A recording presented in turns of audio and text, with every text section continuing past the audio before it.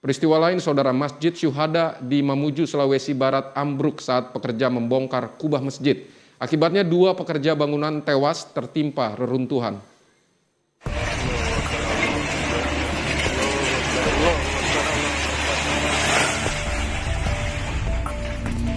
Inilah video amatir warga, detik-detik Masjid Syuhada Mamuju, Sulawesi Barat ambruk.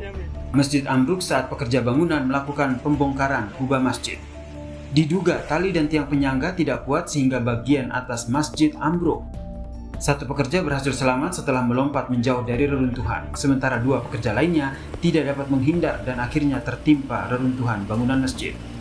Setelah melakukan pencarian, 2 pekerja pembongkaran Masjid Syuhada Mamuju pun berhasil ditemukan tim SAR gabungan dalam kondisi meninggal dunia. 1 pekerja ditemukan pada Rabu malam, sementara 1 lagi ditemukan pada Kamis dini hari.